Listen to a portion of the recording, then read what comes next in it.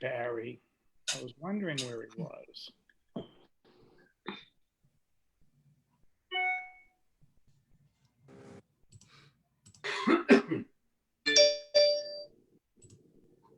I like this Parsha coming up.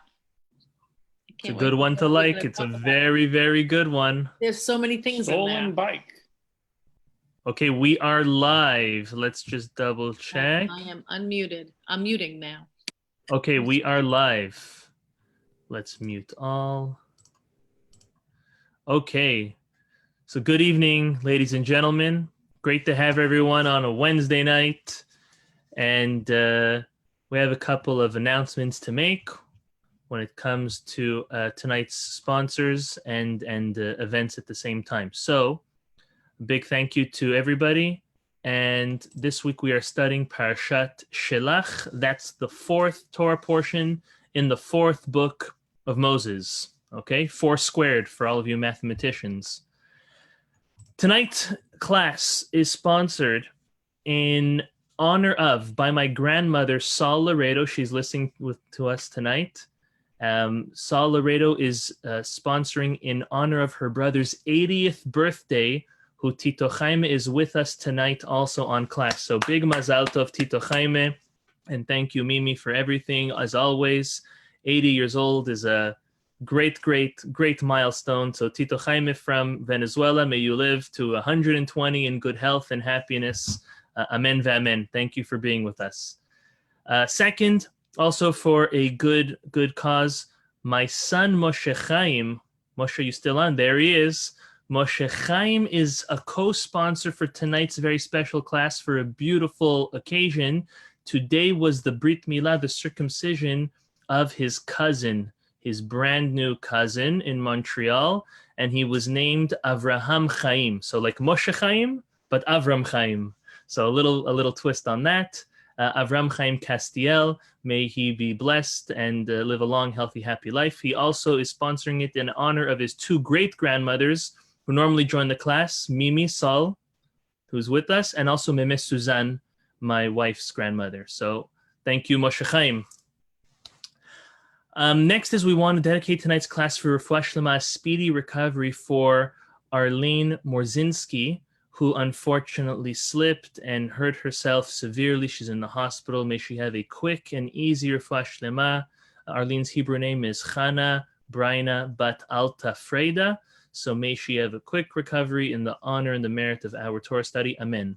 Last but not least, tonight's class is dedicated by, I think I had over 100 participants in a big mitzvah that we had yesterday. Yesterday, there was a fellow in Hollywood that many of us know who was working at the local flower shops for over the past decade, and he unfortunately passed away. He had a tumor, and he absolutely had no family at all. His wife or significant other, not Jewish, no children, no siblings, no parents, and he was going to be cremated. And thanks to the beautiful Hollywood community, as well as many of you that are with us and people from all over the world who contributed to make sure that he would have a kosher burial according to the Jewish tradition. And I want to thank each and every one of you for that. So tonight's class is also going to be in memory of Keith Allen Jarrett, whose funeral was yesterday, and may his soul have an elevation in heaven due to the learning that we are doing on his behalf. Amen v'amen. Hopefully, this is a great testimony to Hashem that we come together as Jews in unity for good things and also for hard things that have to be done. So very thankful for everyone who participated in that mitzvah. I'm looking at the screen over here. Most of you did. So God bless you, and may we always have the opportunity to be giving and to do for others. Bizrat Hashem. So I want to just remind everyone a little bit of a background of this week's Torah portion, because it's quite ironic. We know we're going to speak about the spies, and the spies are being sent into Israel. Well, whose wise idea was it to send in spies? So it's important that we know it was not God's. God did not want to send in spies. Obviously, God knew what the land looked like, what all of its details were, and how the Jews were going to conquer it and move in and settle. And also, it wasn't even Moses' idea, because Moses had complete faith. The very fact that the Jews ended up sending spies was unfortunately a lack of faith. But I just want to put things into perspective time-wise, so we just reiterate. I know last week we did do a little bit of a timeline to where the Jews were holding in last week's Torah portion, but I just want to quickly do it again. So again, in the year 2448, the 15th of Nisan is when the Jews left Egypt. 50 days later, I'm skipping quicker. 50 days later, they stood at Mount Sinai, Sinai revelation. Moses goes up, comes back down, and he found, that's 40 days after that, he finds that the Jewish people have sinned with the golden calf. Okay, whole shebang over there. Next day he goes up for a second 40 days, comes back down, told the people, God has forgiven you. Now he goes up for another 40 days. He comes back down after the third time being up for 40 days and 40 nights on Yom Kippur of the year 2449. Okay, because that was 120 days from when the Jewish people stood at Mount Sinai. So, or like an extra day here or there. That is where we are up to date-wise. But now, as we mentioned last week, this whole time the Jewish people is still at Mount Sinai. They are commanded to build the tabernacle. They build a tabernacle. They have its inauguration. Everything is going nice and dandy. They observe their first Passover holiday the following year. They have Pesach Sheni, the second opportunity for Passover, anyone who missed. And then on the 20th of Iyar, the pillar of the cloud lifts up, and starts moving as a sign for the Jewish people to, let's start traveling. We're on our way to Israel. And the Jews, God bless them, they couldn't go 3 days without complaining. And that's what we spoke about last week. They complained that they didn't like their menu. They didn't want this angelic or godly menu of manna. They wanted all sorts of foods and vegetables and fruits and meat and all these fun stuff. And we know that that was not a good thing that they did. Not too long after, and this is on the 29th of Sivan. So that's just 40 days after the Jewish people have departed from Mount Sinai. They already sent in the spies. So just picture, the Jews are at a whole year minus 2 weeks at Mount Sinai. The good, the bad, the ugly, the beautiful all happen there. And 40 days later, they're already questioning God again. And they say, you're promising us this land, this amazing land of Israel, but, let's send emissaries to scout it out and give us their take on it, Moses, their take on it, God. And that's what happened. They sent in the spies, and the spies scouted, they spied around. 40 days later, on the 8th of Av, is when they returned. And as we're soon going to see, that very evening, when it was already the 9th of Av, very famous day, very hard day in the Jewish calendar, Tisha B'Av, is when the Jews wept at the report the spies brought back, and the decree that they will never enter, this generation will not enter the land of Israel, takes place. So that just keeps us, I just gave you a basic outline, timeline of from then until, from the Exodus until where we are today. Again, it's only 40 days after the departure from Mount Sinai is when the Jews already not only complained and asked for spies, but they were actually sent out. So I want to share with you from the Zera Shimson. I'm just finding it on my screen to share with you. Here we go. So you can see on your screen, it says as follows. This is the first verse in this week's Torah portion.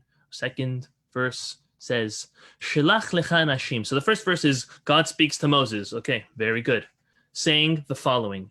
Send for you, Shelach lecha anashim.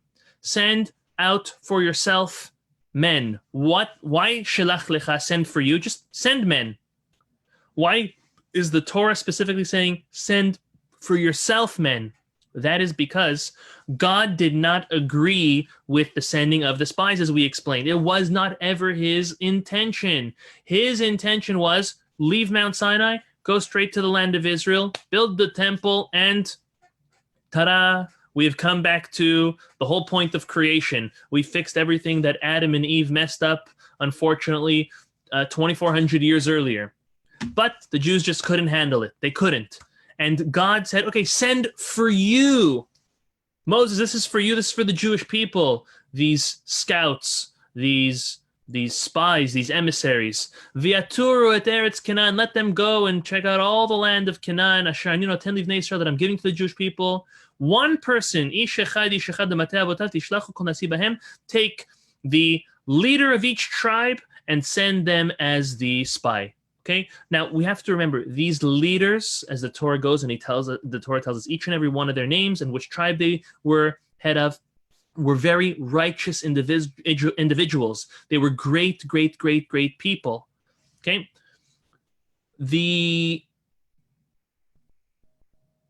Moses does one thing for one of the 12 people that were sent, and that was his faithful student Joshua. Joshua says as follows: Ele shemot hanashim. These are the names of the men. Asher shalach Moshe latur et haaretz, that Moses sends out to scout the land, and only one of them changes their name. Vayikra Moshe leHoshea. So his name was Hoshea. He called him Yehoshua. There's an extra yud. Does everyone see the difference between this word and this word? Is just an extra yud. This is what Moses does for his faithful student Joshua. And the question is obviously why? Why Joshua? Why only him? Why no one else? What was he actually doing with the youth? So before we get into all that, the Shimson quotes Rashi. And Rashi tells us the reason why Moses does this is because he's adding not a random letter to his student's name. He's adding the letter Yud. The letter Yud is something which is going to formulate the name of God in his name. If you put a Yud in the beginning of Hoshea, you have a Yud and a Hey, which is one of God's names, right at the beginning of his name. And its purpose, as Rashi explains, is Yud and Hey. God, Hoshea, comes from the word to be saved. Moses is praying to God, and he's blessing Joshua with the name change. It's a unique way, right? He's blessing Joshua with a name change of God should guard you and spare you from the evil plans of the rest of the spies. This is what Rashi explains Joshua had done to his name on behalf of Moses. So Zera Shimson asks a very simple question. Why would he choose a Yud to specifically create this name of Yud and Hey? Zera Shimson wants to know, what does the name Yud and Hey, Yah, what, like hallelujah, Yud and Hey, that's God's name. What does that name represent? And why would Moses want that be the specific name of God to be imparted and gifted to Joshua on this very mission? So Zera Shimson answers this by explaining the true motive and the true intentions of the spies when they went out. See, the spies, when they went out, were they righteous? Were they not righteous? Did they have good intentions? Did they have not good intentions? It's a big question. The Zera Shimson takes the opinion that maybe they really did not have the greatest intentions. And this will answer, how could they possibly come back with a negative report? They saw God at Mount Sinai. They heard God. They saw God forgive them after the treacherous sin of the golden calf. How could they come back with a negative report of this land of Israel that God's gifting them? The Zera Shimson answers this with the Zohar. The Zohar tells us that the spies at this point, before the Jewish people entered the land of Israel, were leaders. They were leaders in their tribe, leaders in the Jewish society. And in one way, the Zohar says they felt that when they enter the land of Israel, it's possible that their position will no longer be respected and they may no longer hold that very position that they hold today. So deep down, these leaders, these spies, did not want the Jewish people to enter the land of Israel. They were content with the status quo. They were happy with them just wandering and traveling in the desert.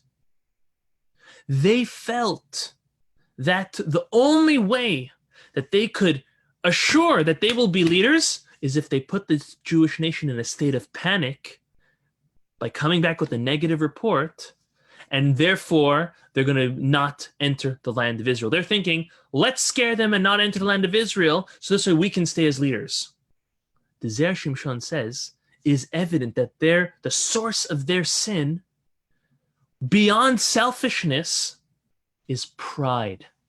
Yes, they were very selfish. But what's the worst thing a selfish person, what's the root of a person who is selfish? It is their pride.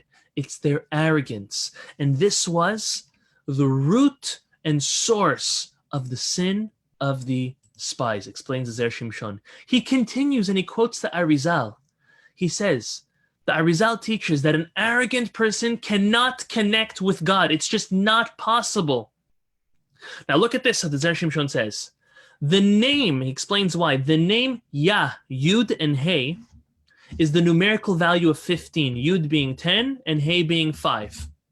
If we take the numerical value of pride in Hebrew, Ga'ava, Gimel is 3, plus Aleph is another 1, that's 4, plus Vav, 6, so 4 and 6 is 10, plus the Hey, 5 is 15. So in a nutshell again, the name of God, Yud and Hey, is equivalent in the numerical value as Ga'ava, as pride. Meaning, Hashem's name of Yud and Hey cannot be associated with a haughty person. King David writes this. Take a look at your screen. King David writes in Tehillim chapter 29, verse 1, Adonai malach geut lavesh. The Lord has reigned. He has attired himself with majesty. Majesty is a nice word to use over here, but in truth, geut, which is they're translating as majesty, is pride, is ga'ava.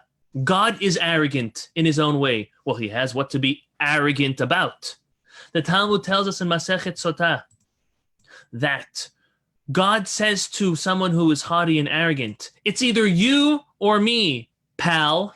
He doesn't use that word, obviously, but he says, buddy, oh buddy, it's either you or me in this world. God says there's not enough room for you and me if you are arrogant, because God himself is the only one who can be prideful. He's beyond our physical realm, our tangible world. He is infinite. We are finite and he is infinite. So therefore, King David is teaching us that one can never act with arrogance. God, and God himself only. Now, King David, he was a king. In some realm and way, a king has to have pride and arrogance just to command respect and honor. But still, there's no room for any pride or arrogance when it comes to comparing or even living with or doing anything that has to do with God Almighty. Because he is the one. Yah, Yud and Hey, that's the only gava. That's the only pride. So the Zera Shimson with this introduction says, you know what Moses was doing? Moses added a Yud specifically to the beginning of Hoshea's name, which turned into Joshua, to form the name Yah, Yud, and Hey, to save him from arrogance. According to this interpretation, it wasn't that Moses just changed his name. There was a blessing, a hidden blessing in that name change. This explains Rashi so well, because Rashi told us that Moses added the Yud in order to make it, his name sound like Yah, Hashem's name. Yoshiecha should save you. The name of God, which represents pride and gava, that should remind you that he's the only one who has pride and haughtiness and you not. This also fits perfectly with the following translation of Rabbi Yonatan ben Uziel. There's 3 main translations, Aramaic translations in our Torah. There's obviously Unkelus, which is a very famous one, the most famous one, the most used one. There's also Rabbi Yonatan ben Uziel, the one I'm going to speak about in a moment now. And there was also the Jerusalem, the Targum Yerushalmi as well. There's a couple different translations. These are the main Aramaic ones. Now, what's nice, well, the first one, the Unkelus translation, we've spoken about this before, normally translates word for word, very, very scarce does he ever add in any extra novelty or interpretation. The other translations do add more. So look at what Rabbi Yonatan ben Uziel in his translation writes. I'll put a lot up on my screen, and there's the translation as well. When it comes to the verse that tells us that Moses changes Hoshea's name to Yehoshua, to Joshua. Look what he writes, something amazing. He says over here, Ilen Shemahan Guvraya. This is Aramaic, so if you can't read this as fluent, don't worry. That's what you have me for. Ilen Shemahan Guvraya. These are the names of the men, the gentlemen. Dishadar Moshe le'alal yat ara. That Moses sends to scout the land of Canaan, obviously. Look at these. I bolded it on purpose. Look at these 4 extra words. Uchdi chamam Moshe invatanute. In order, what Moses did is he saw the humility. You see it in the translation. When Moses saw the humility that his student Hoshea had, Kara Moshe leHoshea bar Nun Yoshua. Then he went and he called him Joshua. He added his name, Yud. So what the Zera Shimson is explaining, based on the translation of the Targum Yonatan ben Uziel, is that Moses saw the amazing trait of humility that Hoshea, his student, possessed, and he added the Yud to form the name Yud and Hey, Yah, which is something which saves a person from extra pride, in order that he will not stumble at the negative influence or advice of the rest of the spies. So what I wanted to add to this was, well, where did Moses see, or where did Joshua pick up this humility from? It was obviously from Moses, his teacher. We learned in last week's Torah portion, Moses' great praise was, Ve'aish Moshe anav meod mikol adam asher al pnei adama. Moses was the most humble human being who ever walked the face of this earth. A good teacher is able to teach not only their teachings and their wisdom, but their great character traits over and pass them on to their students. Moses located that humility, that subduing of oneself in Hoshea, and he added him a Yud. He said, you deserve this blessing because you're working hard on your humility anyways. You're working hard to crush your pride anyways. I'm going to add you a Yud that will form the name Yud and Hey in the beginning of your name, and that will serve to save you from inflating yourself. The lesson brought from this, I think we spoke about humility last week as well. We did. But a lesson that we can learn from the Zera Shimson, we can derive from the Zera Shimson from this specific part, is that a humble person merits protection from Hashem, even without a name change. Whereas someone who is prideful and arrogant and haughty, they banish any level of God's presence and protection from himself. As we said, the Talmud says there's no room for both. God just cannot tolerate it. It's something which irks them. The truth is you and I all know people who are arrogant and robust. It irks us. It's not comfortable to be next to someone like that. It's not attractive to be next to someone who's just a big mouth, a loud mouth, a show off. No. Humility is something which is attractive. Humility is someone who's humble is someone who you want to befriend, you want to spend time with, you want to give to, you want to do with. And the contrary is the exact opposite. So may Hashem bless us that from this teaching of the Zera Shimson, we should remind ourselves how important it is to be humble, down to earth, great, as well as how humility provides protection directly from God for one who lives in a humble manner. Let's move on to the next part of the Zera Shimson. And this, I think, is something which, when we look at an overview of this whole episode of the Spies, I think it's really nice for us to try to pinpoint and locate where you want to call it a fight, the disagreement, the argument escalated. Like, where was the turning point? So as we just learned previously, the turning point was really when they left, when the Jewish people requested spies, and then the spies, the leaders of the tribes themselves, said, we're going to come back with a negative response, so this way we can delay the Jewish people entering the land of Israel, and we could stay leaders longer. Very, very selfish. Okay, but let's now take a step back and see how did Moses command them to go into the land of Israel? What did he ask them, and what did they come back with? I'm not going to show you all these verses because it's just long, and I want to just get to the point because it's really nice. But Moses asked the spies to scout out and report the nature of the following 4 things. Okay, I'll tell you which verse they are, so you could go back to if you want. But I'm not going to go through them inside now. It's just going to take too long. So we're in chapter 13 this whole way. Okay, the first thing he asks them, this is in verse 18. If you're taking notes, in verse 18. He asks them, how are the nature of these people? Are they strong or weak? Are they few or many? This is what Moses' first question is about the people, the inhabitants. Number 2, in verse 19, he wants to know about their cities. Are they just camped around and scattered, or are they fortified? Next question number 3, is he wants to know the land. This is in verse 20.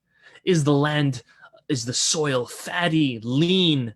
Are there trees? Is it desert land? He wanted to know. These are the questions that Moses asked them to find out. And the last is, he wants to know how their food is. This is also in verse 20. And he told them to bring back a sample. Again, he wants to know about their people.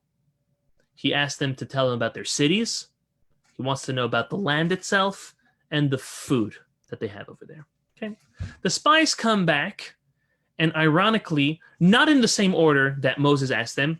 We learned in Pirkei Avot, for those of us who learned that with me as well, we say that a wise person, they answer the first question first. Let's say you come to someone and you ask them 4, 5, 6 questions, even 2 questions.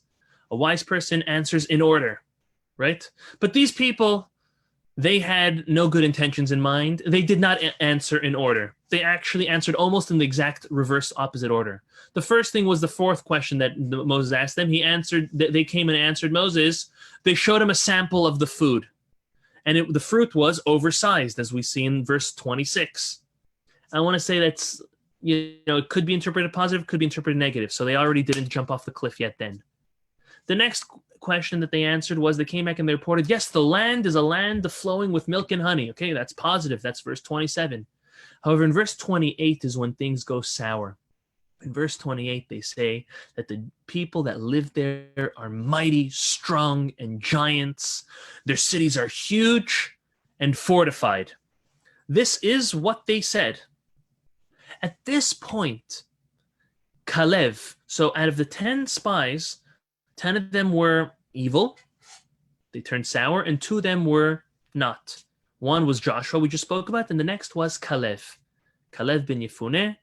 He was a great individual in his own right, and he was chosen to be sent as one of the spies. So Kalev, at this point, and I'm going to share with you on my screen what Kalev does, and then the Zera Shimson wants to know what triggered this whole eruption. Take a look. Kalev says, "Vayahas Kalev et ha'am." Kalev silenced the people, because it was a ruckus already. They come back, they say one thing which can be interpreted positive, negative, then they say something positive, and then they give 2 negative. They say they're mighty, they're strong, and they have big, big cities. They're scaring the people on purpose. Kalev says, they're just giving a report. They're not saying what to do. Kalev says, no. He silenced them. He says, Vayomer alo na'alev yarashnu ota. Let's get up, let's go. We can surely go and take possession of it.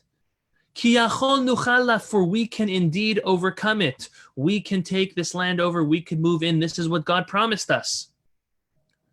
At this point, the very next verse, the very next verse is this. Verse 13, chapter 13, verse 31. V'hanashim asher alu imo amiru. You know what they answered back? The 10 other spies. Lo nuchala lo teta'am. We can't overcome these people. Ki chazaku mimenu. They are much stronger than us.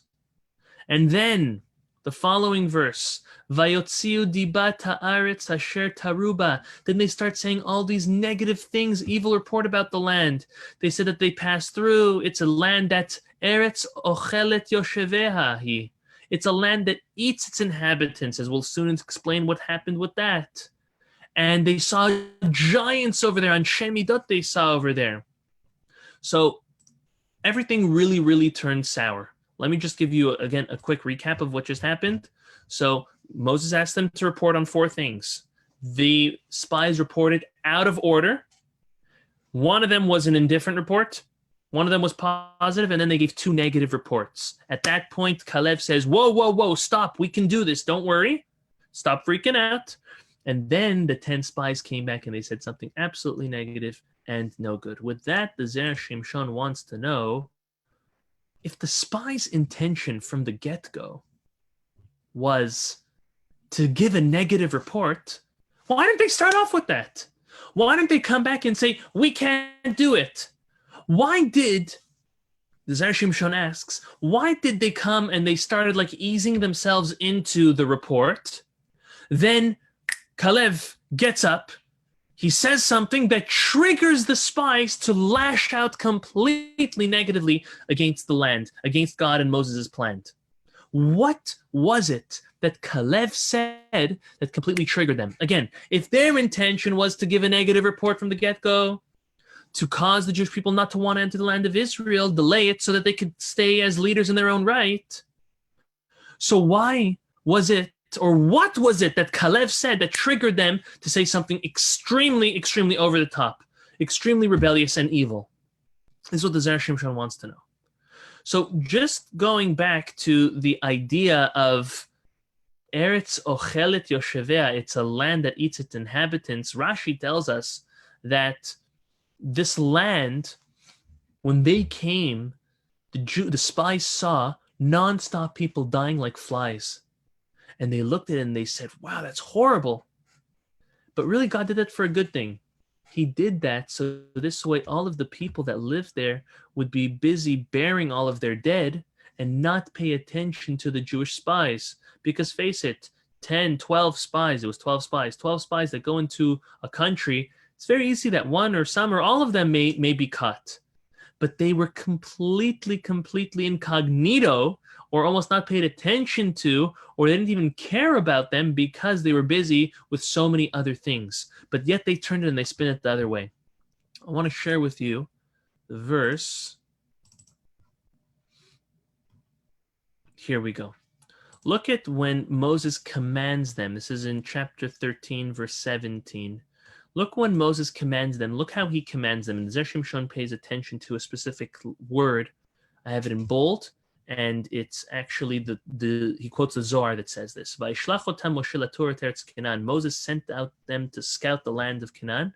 Vayomer alehem, and he tells them, Alu ze banegev. This word ze, which means this, is an extra word. Alu ze banegev alitem et ahar. Go up this way in the south and climb up the mountain. Again, this word ze is an extra word, the Zohar says. So, the Zohar says, aha, you know what Moses did for the Jewish people? He gave them his very own staff. Remember the staff that Moses performed the 10 plagues, split the sea with, eventually produced water from a rock with it. This was a miraculous staff. This staff had God's special name carved into it. Now, he gave them this staff as a means of protection. That if any of the inhabitants of the land of Canaan would start up with them, they'd have this staff. It would be a means of protection. Just like it performed miracles in Egypt, and ever since, it'll perform another miracle for them. Look at what the Zohar does, how Ze refers to the staff. One second. Okay. Exodus chapter 4, verse 17. When God meets Moses and tells him to go to Paro and to go and perform all these miracles. Look what he says. Ve'et hamate hazeh. This stick, this staff, tikach be'adecha, take in your hand, asher ta'aseh bo ta'otot, that you're going to make all the signs on behalf of the God for the Jewish people. So the Zohar says zeh, which refers to the staff of Moses, is being used by Moses now. The first time it was used by God to Moses. Now Moses is using that word to refer to the staff to give it to the Jewish people. Just as God said, you take this staff with you when you go to Egypt. So now Moses is telling them, now you take this staff while you go out and scout the land of Israel in order to act as a means of protection. Also, the Zohar explains that Zeh also refers to a special 12-letter name that Moses gave to the spies. 12 because the numerical value of Zayin and Hey, Zeh, is 12, 7, and 5. And to use this as a secret weapon, when they focus on the special 12-letter name of God, they'll be able to overcome, to vanquish their enemies. So according to the Zohar, it's either Moses gave them a staff that had the special 12-letter name encrypted on it, or just the 12-letter name of God that would be there to serve as a protection for them. Now comes the Zera Shimson and says, the spies were still scared even though they were given this staff and or this name of God as a protection. They were not enthusiastic about them entering the land of Israel. Kalev stands up and he says, no problem. We can do it. The Zera Shimson explained it's kind of like a battle they were having the whole time along while they were traveling and scouting out the land of Israel. That these 10 were just heading towards negativity and saying, we can't do this even though we have the name of God, even though we have the staff. And Kalev and Yoshua were like, we can do this. They were enthusiastic. They were upbeat. They were inspired. They were positive about this. The others weren't. So when he now silences the Jewish people and he silences the spies, and he says, we can do it. Look at the words he uses, Zera Shimson says, and there's a special hint. I'm going to share it on my screen. This is fascinating. Back to chapter 13, verse 30. He says, he silences them, and then he says, look at these words, Alo na'aleh v'yarashnu ota ki yachol. We can surely go up and do it because we can overcome them. Look at this. The Zera Shimson says, look at these 4 words. Na'aleh v'yarashnu ota ki has at the last letter of each of these words Yud, Hey, Vav, and Hey, which is God's name. So he says, we can overcome them. We can take possession. We can do it. You know why? Because God gave us his special name. Moses shared the special name of protection with us, God's name, that we can overcome it. He was all positive, and he was reminding them, don't forget the name Moses gave us. And then they said, no, we can't do it. They were still scared. They still had a lack of emunah. In verse 31, they said, Lo nuchal, we can't do it. They looked at all of the miracles God did for them, even with all of their inhabitants dying and being busy with their burials. They looked at it as negativities of the land, not as miracles of God. They felt that even God's name couldn't help them beat these inhabitants. This land was no good, they said. They said it's a land that devours. So the question is, why did God kill those people in order to, allow the spies to see it? To see them pass away and let the inhabitants be busy and not pay attention to the spies. Why did God allow them to use that very special weapon, that special name that he gave them? The Zera Shimson answers is that God always prefers to perform a miracle in a way that's closest to nature, in a way that the nature is not entirely changed. And that's even when it comes to the 10 plagues. We've spoken about this before. The 10 plagues all can possibly rationally have a natural explanation to them, a scientific explanation to them, although we know that God operates miracles through a natural way, through nature in somewhat. But God was even testing them What God was doing was, he said, you have this special weapon, but you're not even going to have to use it. Let's see if you believe in it or not. And the spies didn't. So the lesson from this is that Hashem, God, he generally chooses to save a person or even a large amount of people in a manner that's closest to nature rather than performing an open miracle. The problem is that these spies, they mistook this for the inability or an inability that Hashem had to save them. And they're punished greatly for this. As soon as they spoke negatively about the land of Israel and put a tremendous amount of panic and fear in the Jewish people, these 10 evil spies, they died. They had a plague, and Hashem took care of them and finished them off. He said, you're going to be so selfish to keep the Jewish people out of the land of Israel, which was my whole point of taking them out of Egypt. And he punished them.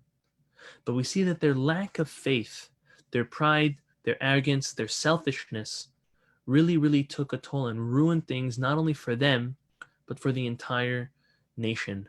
So a great lesson for us would be to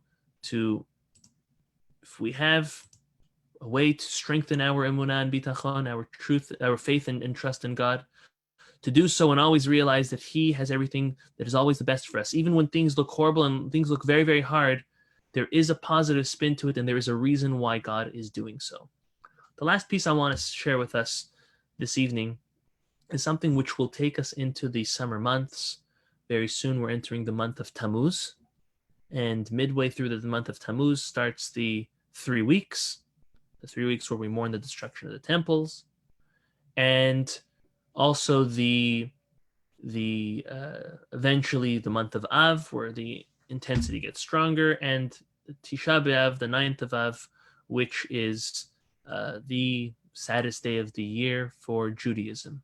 Now, the source for this date is in this week's Torah portion. As I mentioned, the spies come back on the 8th of Av, and at the night, which is already the 9th, is when the Jewish people cried because of the evil report that they received from these spies. And the Midrash, it's a very famous Midrash, so I want to share with you the verse.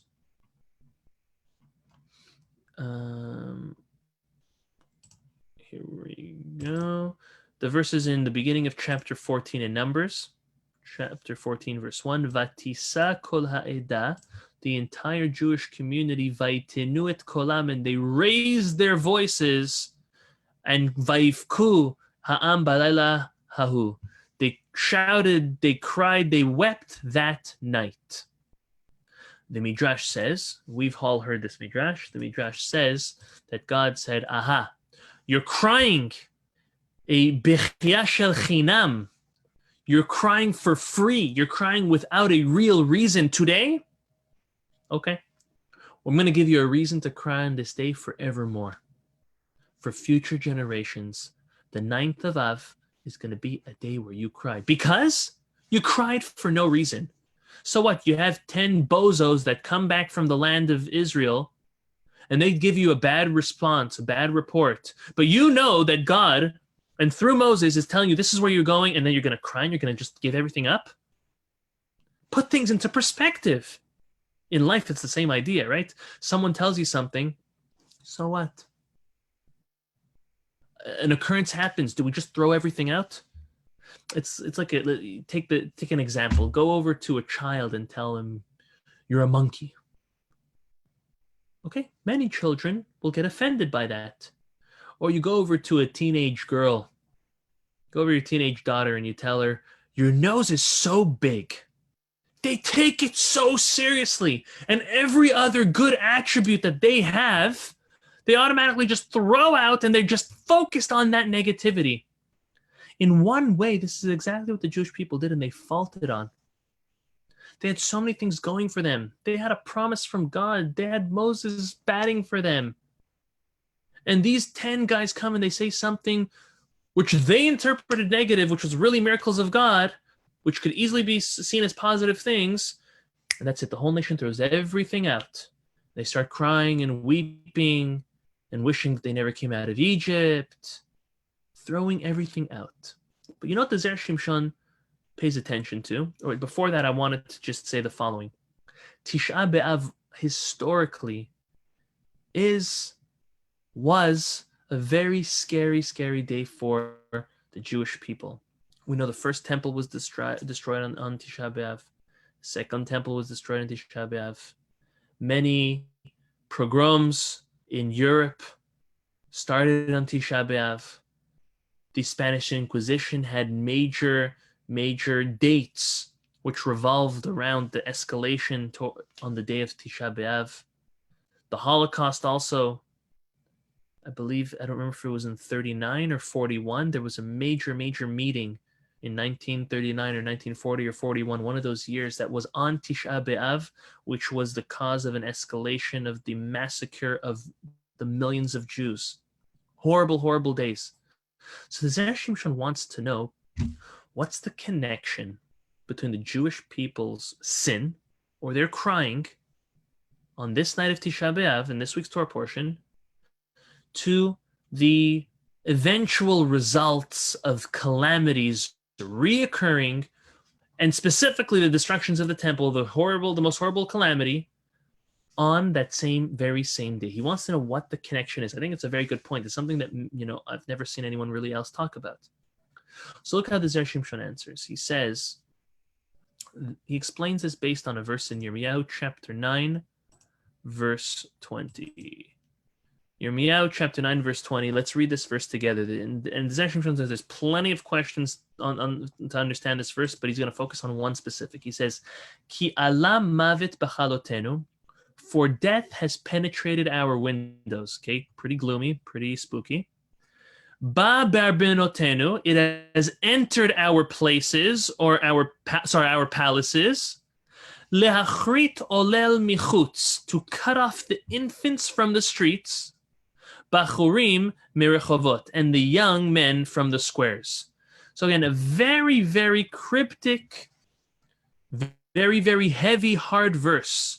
Again, for death has penetrated our windows, it has entered our palaces, to cut off the infants from the streets and the young men from the squares. So the Zera Shimshon's main question, because he does address a lot of different things, we're going to address one part main, and then we're just going to add in one more. But listen to this. He goes here, he says, what does this mean? Ki ala mavet b'chalotenu. What does it mean that death has penetrated, has come in through our windows? What does death and a window have to do with one another? Asks the Zera Shimshon. So he answers the following. He quotes a very specific sefer. It's called Tuv Haaretz, which literally means the good of the land. This is the name of the book. And this book says as follows. In heaven, it's mystical, so bear with me, but I'll make it practical at the same time. He says, in heaven, there's a window. There's an opening, okay? And this opening is right above the temple, the Bet HaMikdash. Through this opening, explains the Tuv Haaretz, quoted by the Zera Shimshon, all good, blessing, it's like a pipeline of abundance from God, comes down from heaven, and it goes directly to the temple, and from the temple it overspills to the land of Israel, and then again throughout the rest of the world. Again, it's called a chalon, a window. It's an opening. Okay? Now, when the Jewish people started sinning, we're talking now pre-destruction of the temple. When they started sinning, this window started closing, right? You can open a window completely, it can be partly closed or fully closed, okay? When the Jewish people started sinning, this window started closing. This window right above the temple started closing gradually. And the reason for this, explains the Tuv Haaretz, was specifically because of the words, the breath that the Jewish people would use or cause through speaking Lashon Hara, negative, derogatory speech about one another. The breath carried out through Lashon Hara is what was closing this window. By Tisha B'Av, that window was completely sealed and closed. That means that connection between heaven and the temple and then Israel and then the world ceased. The result? the temple being destroyed. So the Zera Shimson now goes and makes great sense of this verse in Yirmiyahu. He says that the window, when the window closes, that brings death. That brings destruction, unfortunately. Again, the window closes on top of the temple's gone. A lot of calamity, a lot of hardship. He proves this concept through what the Rizal says. The Rizal says that when one dies, you know what actually is happening? It's their spiritual connection that they had with God is ceasing.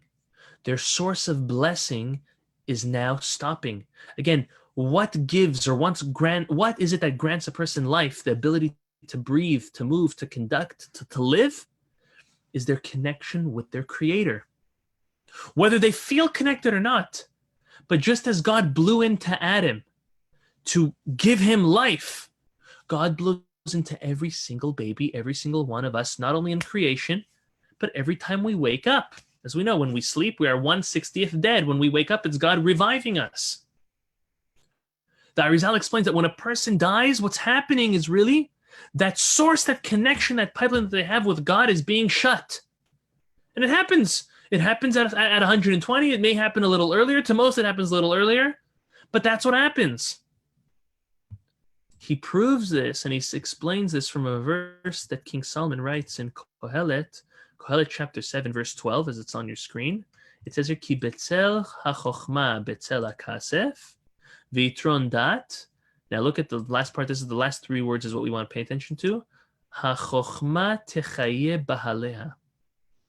It is wisdom which gives life to its possessor. Meaning, the wisdom, the knowledge that a person has, that they know that when they're connected to God, that's what gives them life, is what truly allows a person to live. And the Zera Shimson goes on to explain that the way a person can maintain that connection as much and as strong as possible with God is when they learn God's wisdom, the Torah. But now, back to the verse in Yirmiyahu, the Zera Shimson says, what did it mean when it says lehachrit olel michutz? That on the outside, right, the young ones are destroyed.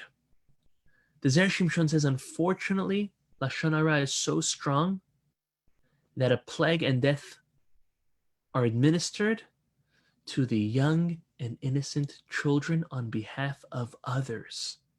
They're the first ones to be punished, unfortunately. Children and young people are the ones, the innocent ones, are the ones to suffer first from the speaking of Lashon Hara. As the michutz, outside, the Talmud Yerushalmi explains, then this was what they knew from, right? That a person in Jerusalem would speak Lashon Hara, and someone far away in Rome, the Talmud says, would suffer because of it.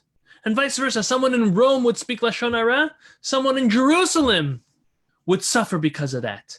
The power of Lashon Hara, make no mistake, explains the Zera Shimson, even though it's not tangible, it's not physical, its ramifications are so much stronger, so much harder than something physical. The intangibility of Lashon Hara is so powerful that it is more powerful than something physical, explains the Zera Shimson. So now the Zera Shimson explains the Midrash. When the temple was destroyed, it was destroyed because the window above it was closed. That connection between heaven and earth, heaven and the temple ceased. What caused the closing of the window? Lashon Hara. So too, you know what the main sin of the spies was? It was the fact that, yes, they allowed their pride to get to them, but they came back and they did something about it. They spoke negative. They spoke Lashon Hara about God and his gift that he gave the Jewish people, the land of Israel. What they did was they shut the window between them and God. So they put up a blockage. They closed the door. That, unfortunately, is something which was so hard and sad. And then when the Jewish people accepted it, which is the worst part of Lashon Hara, worse than speaking it is accepting it. They made it real. They cried because of it. At that point, God decreed that if the Jewish people will ever again follow in the ways of their ancestors and speak and accept Lashon Hara, what they are doing is they'll be closing the window between God and us. And this happens time and time again. It happened by the destruction of the first temple, destruction of the second temple, the Spanish Inquisition, the Holocaust, the pogroms. Anytime we speak Lashon Hara, or we are doing, explains that Shimson, is we're putting a blockage between us and God. We're causing a separation. We're closing that window, that opening, that opportunity that God gives us, that pipeline that's to us.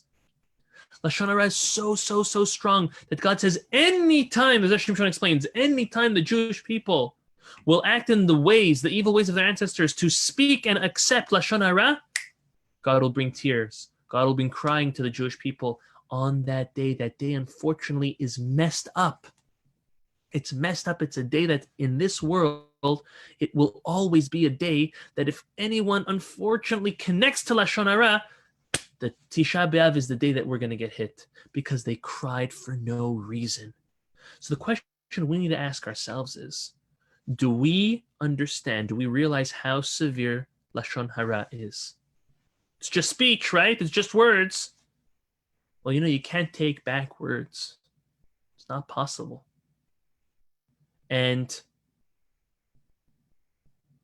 when we realize that Lashon Hara is the root, it's the source of most of our problems, we'll double think before we listen. We'll double think before we say something. We learned this evening that it's Lashon Hara that causes a clear disconnection between us and God, between the whole nation. It's not only us, it's everybody. And when we close that window, we're basically closing off that life source between us and Hashem, all that blessing. When we realize that when that window is wide open, we have a better connection with Hashem. More blessing, more abundance comes down not only to us, but to the entire Jewish nation. But there's one thing that triggers that closing of that window, and that is Lashon Hara, speaking evil, derogatory about another. In another way to make an analogy out of it, it's like when on a boiling hot day and we're driving in your car and you're trying to let the AC, give you some fresh air. If you're driving and there's hot air coming in, the window closes. You got to close the window. So too, when our breaths, when our mouths, when our speech speaks Lashon Hara, which penetrates and hurts others and hurts God himself, that window closes. Hashem shuts those windows. And when that window's closed, we have no connection with Hashem, no connection with the world that God created for us and that spirituality. So may we remind ourselves the great importance of guarding our tongues and how that creates a disassociation. I want to end off with one last thing, and this is a small thought. This is not specifically from the Zera Shimson. This is more as a conclusion.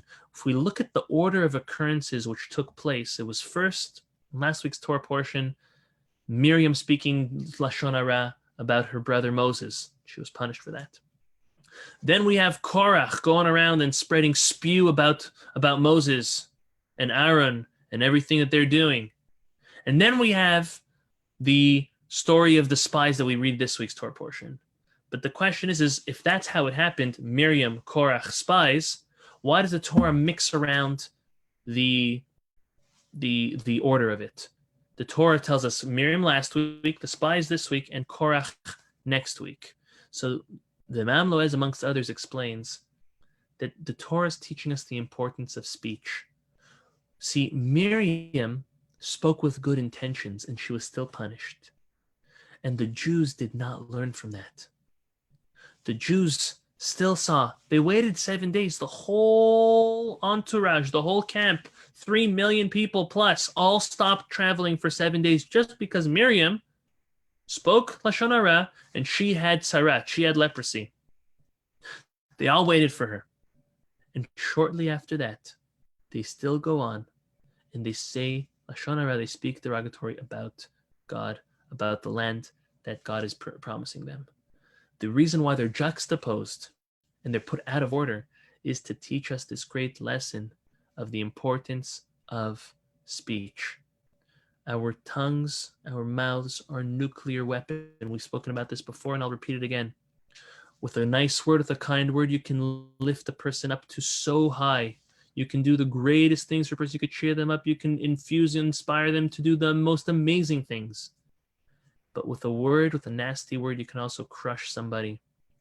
And this means and is so important from spouse to spouse, from parent to child, from friend to friend, from teacher to student. People are looking, they're craving compliments and good words. But no one's going to come up to you and say, oh, so Eileen, I see you in my screen. Eileen, can you give me a compliment? No. No one goes around asking for a compliment. It's not a real compliment anymore. When you come to somebody and you initiate the compliment, and when it's true and genuine, that's when you pick someone up. That's when you help them. So we have to remember the power of our mouths, the power of this nuclear weapon, the power of speech, that it can be used for the positive and unfortunately for the negative. So with this, I am going to allow everyone to unmute themselves if you have any questions on this week's Torah portion or anything that we spoke about. Again, maybe just as a quick recap, what we spoke about. 1 second, I'm unmuting everybody. Okay, we spoke about the main issue that the spies had. It was their pride. They didn't want the Jews to enter the land of Israel.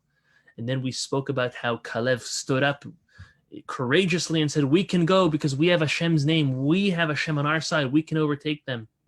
And then we just spoke about the severity and the association between the day of Tisha B'Av when the Jews cried, how that was the cause of the destruction of the temples and how that Lashon Hara can be the cause of many other horrible things. If anyone would like to unmute themselves for a question, I see Isaac, you already unmuted yourself. Go for it, Isaac. I think I better give a chance to somebody else this time. I don't know. I feel bad being the first one all the time. Go for it. Okay. So the Yud, Yeshua. Also, Israel had a change of name. Also, Sarai had a change of name. Right. What the relationship? Is there a relationship, or what's the story with those three and maybe more? I do recall there being some, I don't know, off the top of my head, I don't remember offhand, but I do remember that there is some association. Sarai, yes it is, here we go. Sarai was changed to Sarah. The Yud of her name was taken and given to Joshua. And so the Hey that was changed, that's a Hey, which is also God's name, right? Yud and Hey. So the Hey that was given to Sarah was given, the Yud was taken away, was given to Joshua. That's the association with that. And Israel Israel had a completely different name. It's Yaakov had a complete name change of Israel when he vanquished Esav, not only physically but then also spiritually with Esav's angel. And Abraham too. Abraham had a Hey added also. So that's the connection. The Hey of Abraham and the Hey of Sarah, that equals 10, is the Yud of Sarai was taken and traded in the bank, so to say, and given that Yud to Yoshua. You get it? So the Hey and the Hey were traded in for the Yud, but the Yud was given to Joshua. That's what it is. It just came back to me. Thank you. Good. Any other questions? Yeah, Can I ask a question? Go for it. Yeah, go for it. Yeah.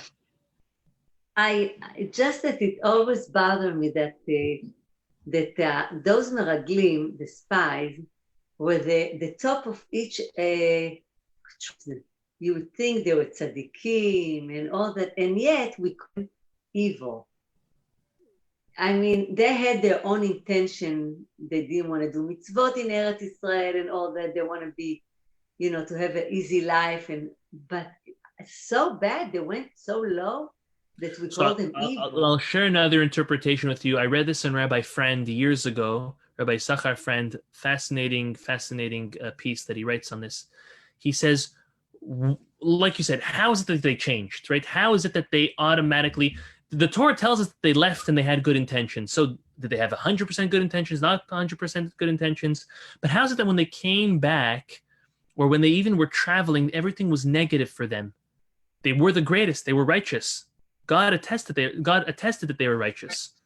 So Rabbi Frand explains, I don't remember who he quotes, but Rabbi Frand explains that when a person assumes the responsibility to report back to others, it's very daunting. They're very scared about it. They're being held accountable. They're being held responsible. And they couldn't take, for a lack of a better word, they couldn't take the heat. They couldn't take the fact that they're going to be the ones that everyone's relying on. And that, those emotions built up in them, and that's what made them go south. Okay, that's another interpretation. Right, good, thank you. Yeah. And something I just wanted to ask, who is that lady that is sick? Is she here in Miami? That the refuah shlema for? Yeah. Eileen normally learns with us online. She's here in Miami. Yeah. Oh, say if you don't mind, just if I can get her phone number, I'd like to call her. I will. Please. Thank you. I will. Yeah, thanks. Okay. Any other questions on the Parsha? Yes. Just, it's not a question, but some thoughts. When you spoke about the Meraglim, the 10 of them, and they said that they were afraid to give up their position or their level amongst the Shvatim, it reminds me of the slave when they're allowed to go free and they don't want to go free because it's a comfortable zone for them. And we show them that it shouldn't be comfortable, and they have their ear board, by the doorpost. So, and it's also to show us that they're only human. Everything in the Torah, there's a reason for it. Nothing is left, nothing, there are no extra words. And to show us that people are human, no matter where we are and what generation. And if we would be put in that generation, we would not even come close to their godless, their righteousness, and their level of righteousness. So they were righteous in their own way.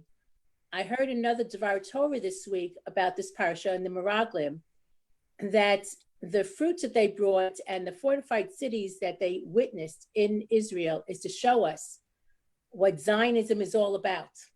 That it's okay to be a religious Zionist, Torah v'avoda. You need both. You can't live in a land and expect to just have ruchnius of only learning. You need both. You need Zavula and Yisachar. You need to work the land, and you need to have people that sit and learn, and you need to have people that will only work. And if you can do that together, that's the best. So a religious kibbutz is ideal because that is the religious Zionist way of living the land of Israel, so we can do as many mitzvot in our lifetime as we can. Just a thought process. Very nice. Thanks for listening. Nice. Thank you. Very nice. Okay, who's next? Beautiful. Just unmute. You got to jump in.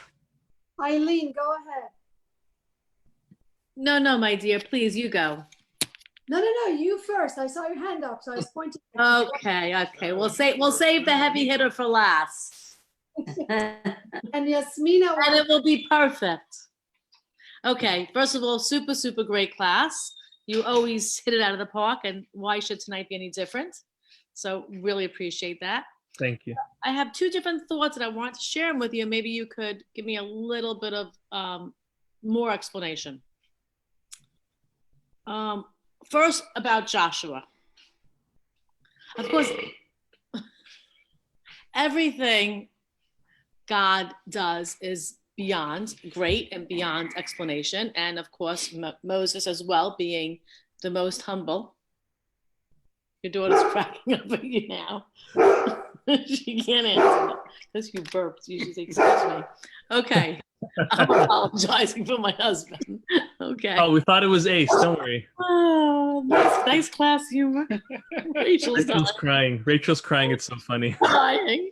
I love it. So wonderful. Come here, Ace. It's wonderful to embarrass your children. It's one of life's greatest. Okay. So back to Joshua for a minute. Yeah. Ron is just too interesting, right? Yeah. He's the man of the hour. See, he's just Humble. He's No humble. Pride. No pride. Okay, right. Go, Eileen. Gather your thoughts. Go. Thank you, everybody. I'm sorry to be disruptive. Okay.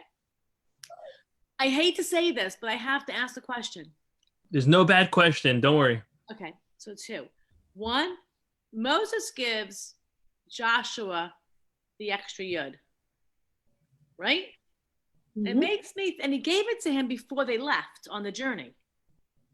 So I hate to think this, but I kind of feel like, yes, he was his favorite student. Yes, he was beloved. Yes, he saw so much promise in him. But didn't Moses kind of pad the deck?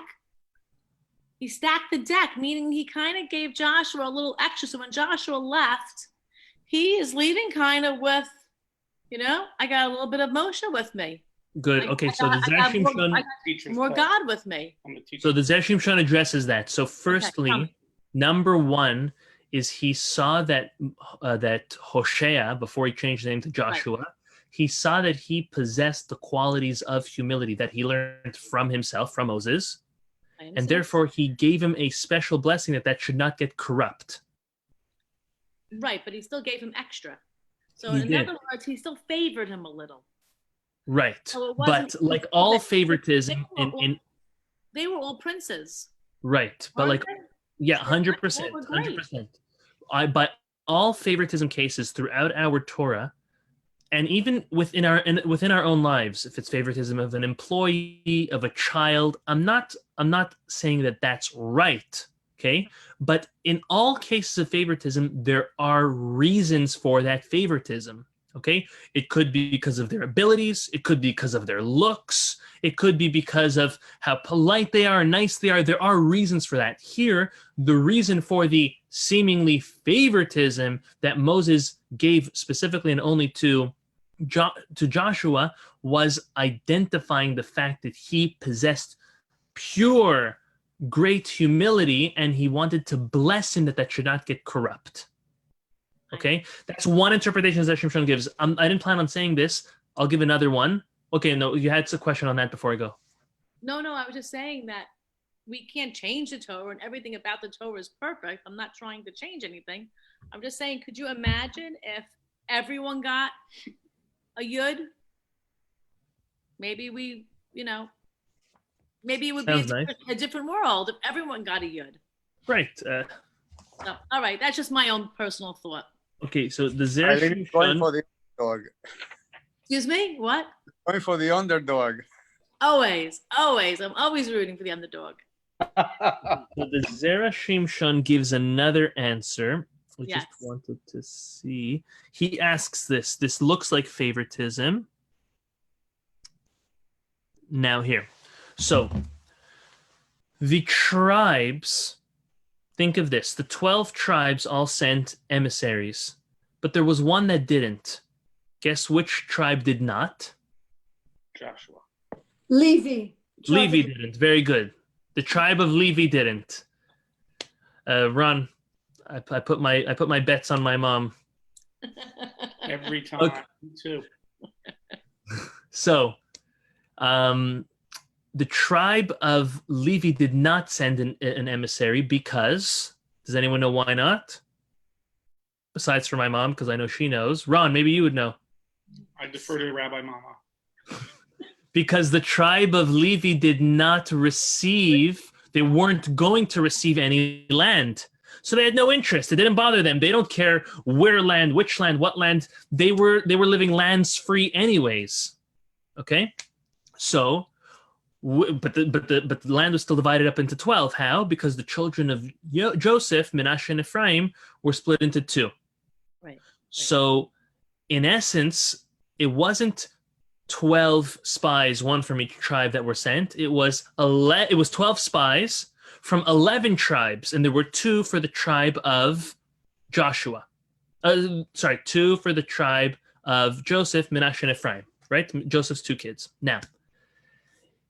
Joshua was from the tribe of Menashe, okay?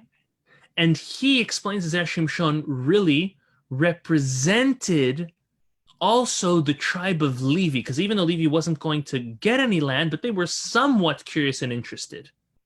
And therefore, the Zera Shimshon explains that Joshua was going not only on the tribe of on behalf of the tribe of Menashe, but also on the tribe of Levi. And Moses himself was part of the tribe of Levi. So that's why he gave him an extra blessing. For his own benefit, so to say. That's another way he explains it. Okay, there may be problems with that answer or not, but that's another way he explains it. Okay, fair enough. Fair enough. Okay, Okay. my last thought. No problem. If you don't mind. I have to find it. Of course, I'm not going to find it that easy. You said something, I'm going to find it, about when someone passes on their connection. I probably heard you wrong. No. I saw your face when I was saying it. You so know me. That their connection, I think, I don't know if you said diminishes, but it ceases when they pass on to Hashem. Okay, so But don't we still have doesn't our soul still have this eternal, infinite connection to? okay, so yes, let me say it better. The connection that we have, that our soul has with our body to occupy our body during the time that we have here is seized. Okay. And that causes a state of death because of the disassociation from the Shefa, the blessing coming down from God, calling back our soul to him, being judged for the positive or the negative, and that causes death to the body that's left behind because of the closing of the window. Right, but the soul's infinite and the soul yearns to be with Hashem. 100%. Okay. Yeah. Rabbi, I'm good. I'm sorry, and I don't think you can answer this question in 2 minutes, so maybe we can defer it to another lesson. But the question here is the connection between us and that upper world. There's 4 worlds, and not only that, that we are able to influence that world. And now I'm told by a different rabbi that we are actually a dream of that other world. So we hear as a dream. And it explains that. How do we know that? If I remember, because there are things that are really, I'm not going to be able to explain that one too well.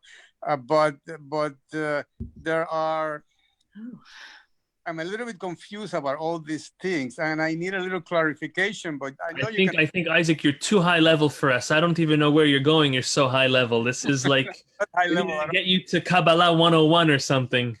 There are a lot of yuds in his name. His Hebrew. Yitzchak Yud. You have a Yud at the beginning of your name. Starting with the yud, yes. Okay. So I would like to make a suggestion because I want to say something that is about the Parsha. And what Mr. Isaac is bringing in is very heavy and a big, long answer.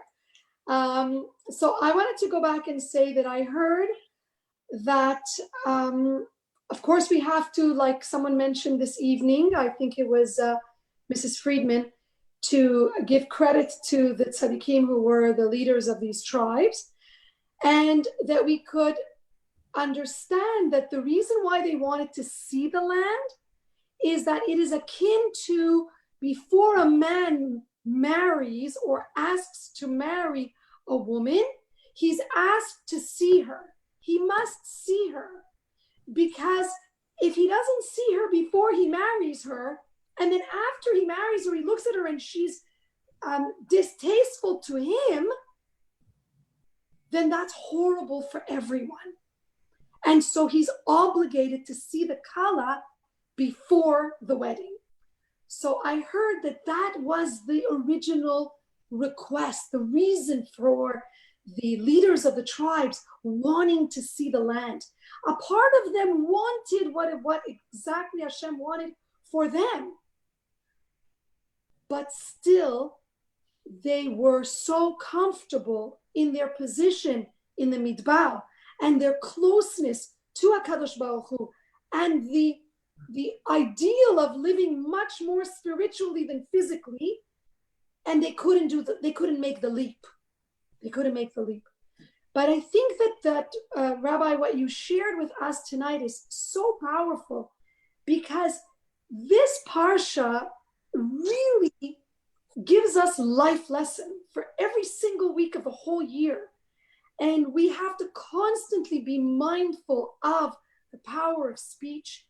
We have to remind ourselves that with 10 utterances, Hashem created the entire universe and everything. We have to constantly understand what you stated, that with our words, we can either build someone up or cut them down.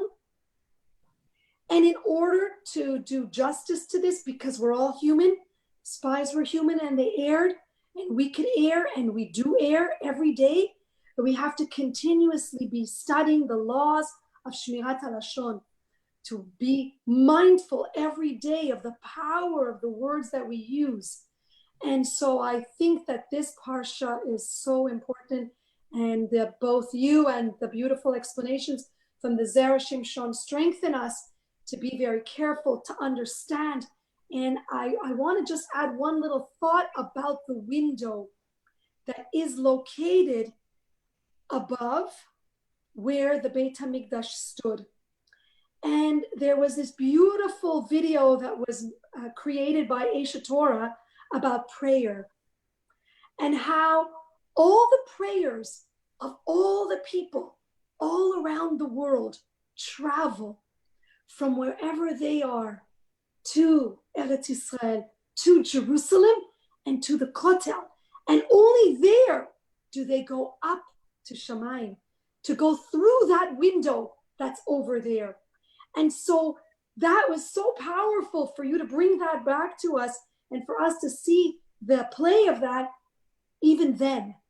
And so, yes, we are suffering forevermore because our ancestors were so uncareful, harsh, to speak badly about a land that God wanted to give to us. And so we must remember never to speak badly about the land of Israel or the people of Israel or any sect. And it doesn't matter how different we are. We have to love everyone, because that's the answer. And may we all merit to see the third Beit HaMikdash. May it come speedily in our day, and may it be painless. Amen. Amen. Amen. Thank you. I knew we had to save the heavy hitter for last. Someone texted me something interesting just before I take a next question, if we have any more. That tonight is Rabbi Yonatan ben Uziel's yahrzeit, and we mentioned him in our class in the translation. So that was very nice and interesting. Nice. Yeah, not planned. Okay. Any other questions? Yes. Hi, good evening, Rabbi. Good evening. So it's not so much a question, but because you're speaking about Lashon Hara, and remember last week somebody mentioned they were talking about Aaron and Miriam and how we're not sure if Aaron actually got punished. So I just went back to a shir that I heard by Rabbi Berger, who just mentioned that it was said that Aaron was also punished. However, the Torah says that Moshe davened for Miriam. So you're asking, well, why, if Aaron was punished too, why does it say that Moshe only davened for his sister Miriam? So Rabbi Berger just says that we are told that learning Torah actually atones Lashon Hara. And Aaron as a man was able to learn Torah, and Miriam as a woman was not able to. So that's why Moshe actually needed to daven for her. So this is just something that Rabbi Berger said, and I just thought it was such an interesting thing to share. Very nice. Very nice. Just to remind everyone that Miriam was the only one who got leprosy because she spoke. Aaron did not get leprosy, but he was, according to some opinions, punished that his two sons passed away. That was one reason of it. And I guess Moshe prayed for Aaron to accept that punishment well, according to what you're saying, as he did. Vayidom Aaron. Aaron was completely silent and he accepted it wholeheartedly. He just was able to atone because as a man he was able to learn Torah, so that was a. Oh, very good. Yeah, he didn't have to pray. Yeah, very good. Miriam as a woman really wasn't able to, so that's why Moshe had to daven for her. Nice, very good. Josh, you have your hand up. Do you have a question? Yes. In the beginning, you show us two phrases in Hebrew regarding Yehoshua. I know you said we add a yud and a hey. No, we're just adding a yud, because his name is Hoshea, starting with a hey. So we add a yud, so it's yud and hey. Okay. Oh, that's your name, Josh. Yeah, that's why you're interested. But I don't write it with hey. There is no hey in it. In Yehoshua? Yeah, there's no hey. How do you write your name? The first paragraph, my name with no hey. I write no hey. But in the first paragraph in Hebrew that you show us, it was no hey on it. Maybe I'm wrong. you see it? Show me the He in Yoshua. Here, Yehoshua. You see? But where is the He? Right there. Yud, Hey, Vav, Shin, Ayin. Oh, the He at the beginning. Yeah.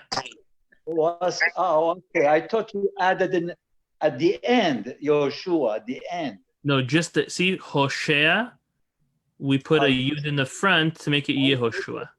Okay. Good. Okay. Regarding, I know they send Meraglim, one of each tribe, right? Caleb spoke nice about his trip. So Caleb, is that a tribe from Joshua or Moses? Which tribe he is?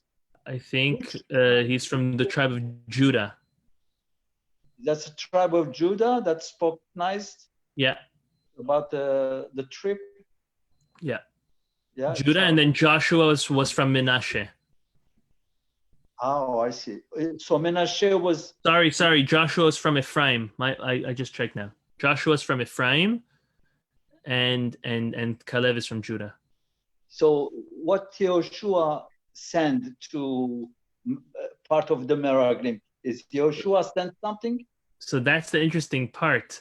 Even though Joshua and Caleb were both the righteous ones when they came back, it was Caleb the one who got up and was courageous to speak out against everybody.